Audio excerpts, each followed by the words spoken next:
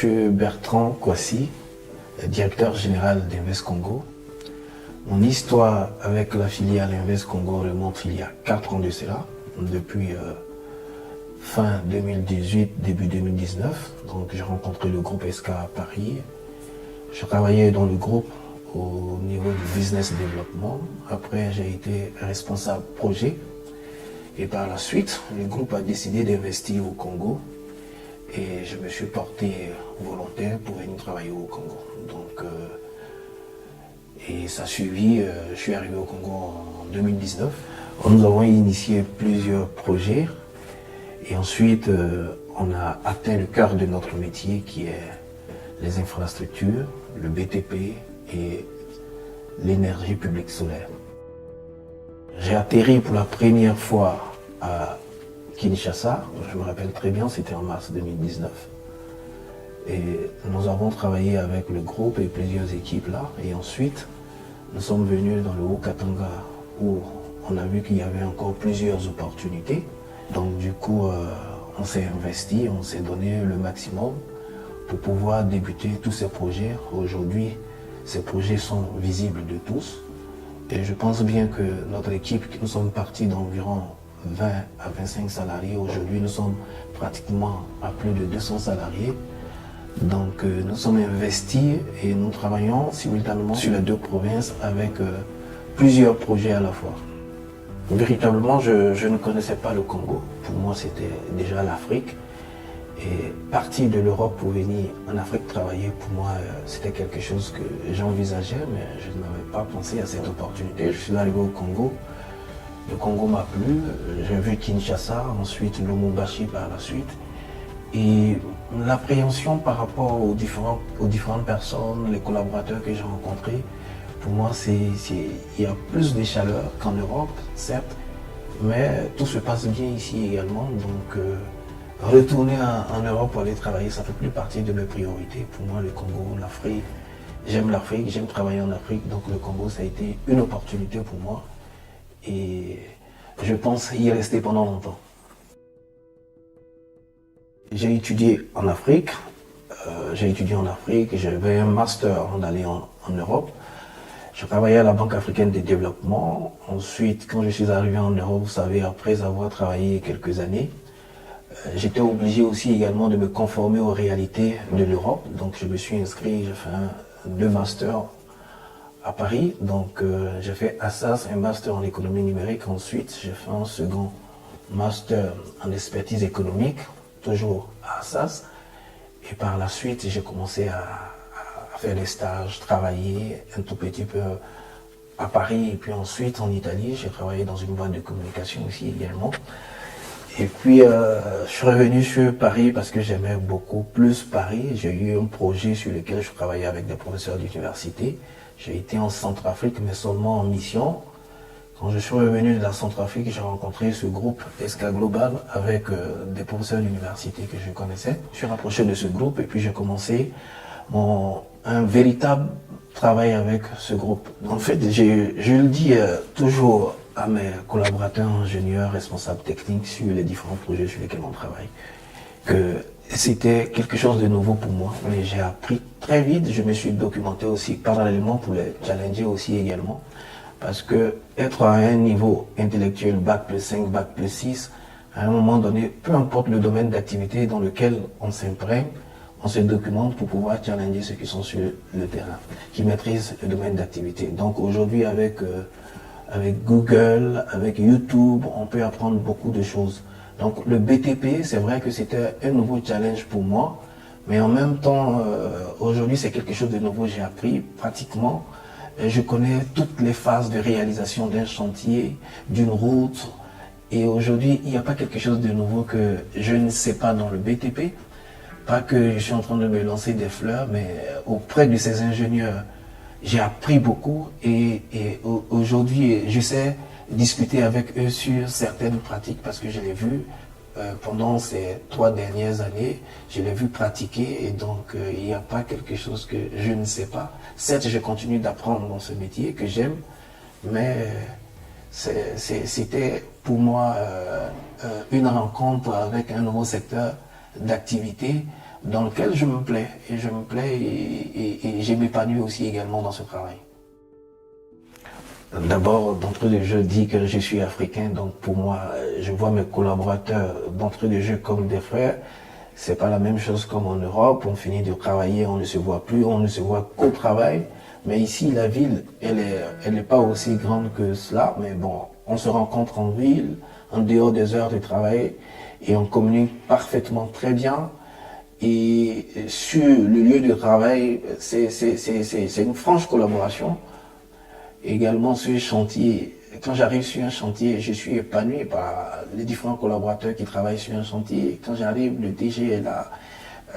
Je ne me vois pas en DG, je me vois comme eux.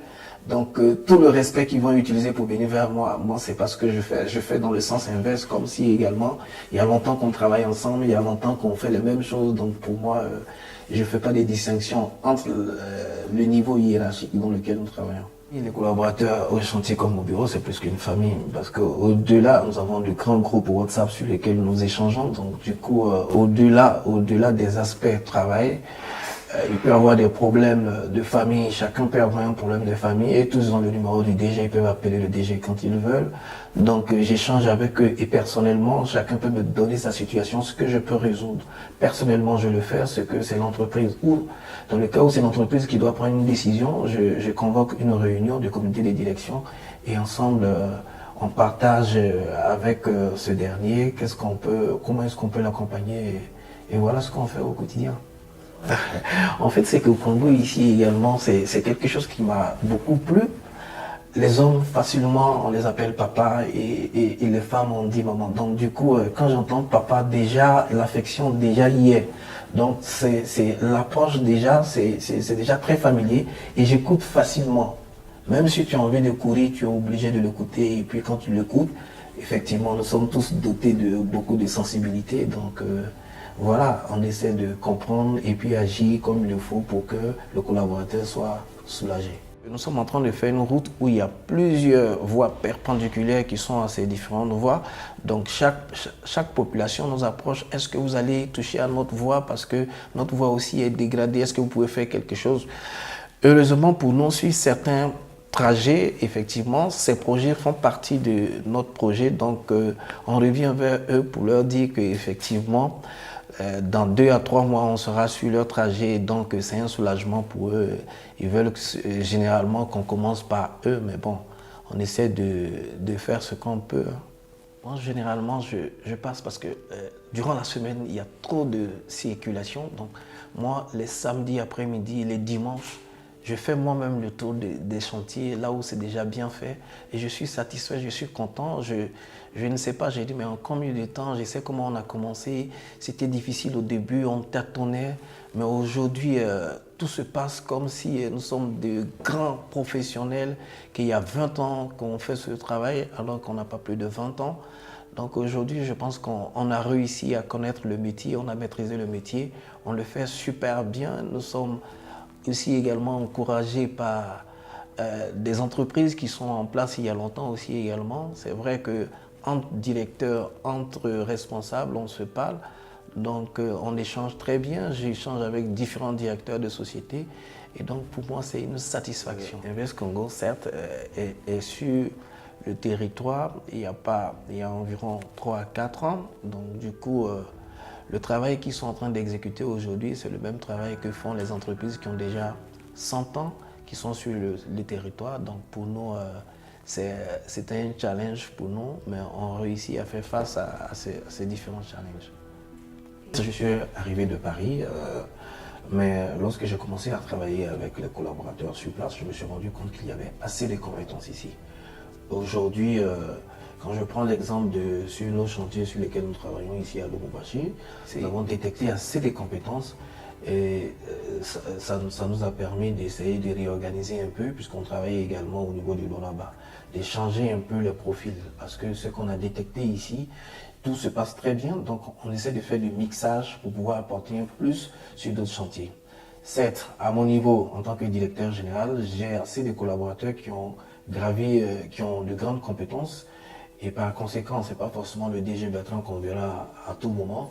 Le DG Bertrand sera appelé à partir sur d'autres provinces, sur d'autres pays, dans d'autres pays, sur d'autres villes.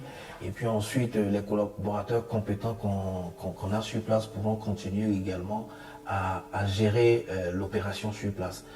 Il est clair aussi également que nous découvrons aussi de grandes compétences qu'on peut affecter dans d'autres villes, parce qu'Invest Congo ne pense pas seulement rester au niveau du Congo seulement, au Katanga.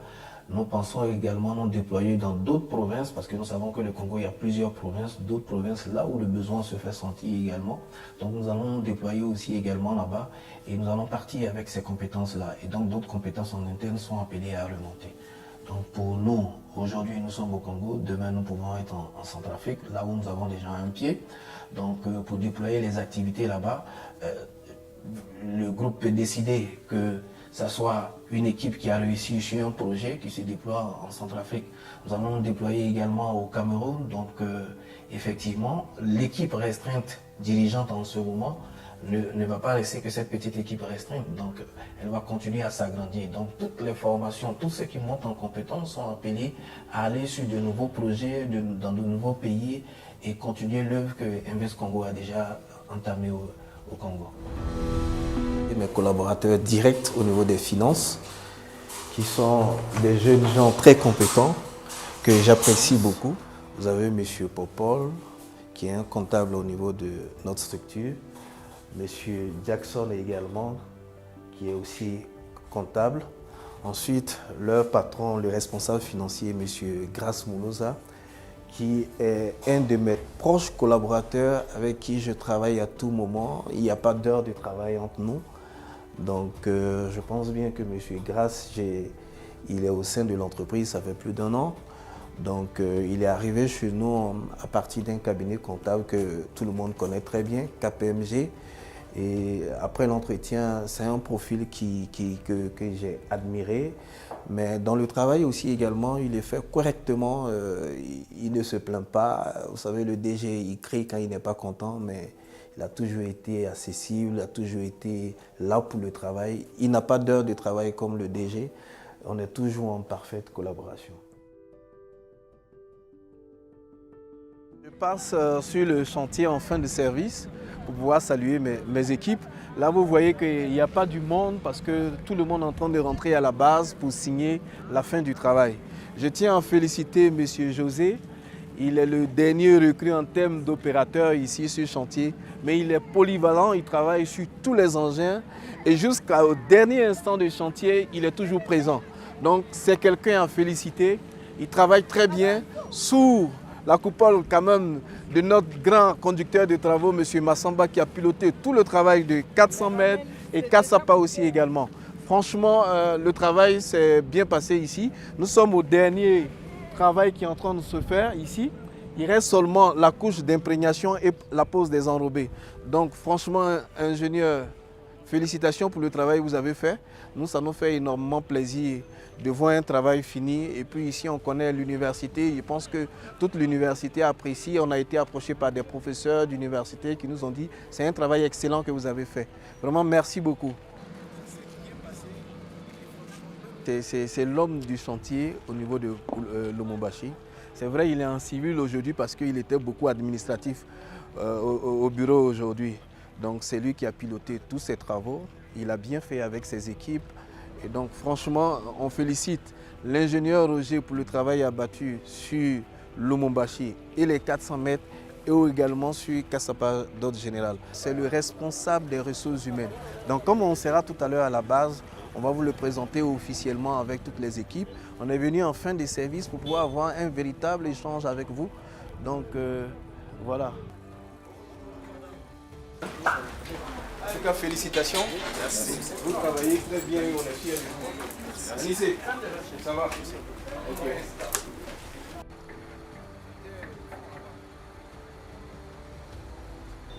Je tiens à féliciter l'ingénieur Chic, notre topographe, qui a eu le temps de travailler sur ce tronçon, malgré les nombreuses difficultés qu'il a rencontrées. Mais c'est lui qui a fait ce travail excellent. Ces tracés, ces implantations topographiques, le niveau de la voie que nous avons, c'est grâce à l'ingénieur Chic. Et vraiment, félicitations pour le travail que tu as fait. Nous sommes sur le tronçon Kassapa. sur lesquels nous avons travaillé.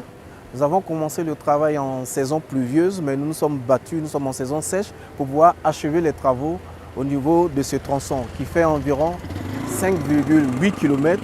Nous avons fini de l'asphalter. Il est clair qu'à des endroits, nous avons eu beaucoup de difficultés à cause de la saison pluvieuse où il fallait recharger plus en moulon, il fallait faire des caniveaux par endroits. Ça nous a créé d'énormes difficultés, mais nous nous sommes battus, nous sommes donné les efforts. Nous avons pu achever dans le temps. Aujourd'hui, ce tronçon est terminé. Nous sommes sur de nouveaux projets que nous allons débuter incessamment à partir de la semaine prochaine.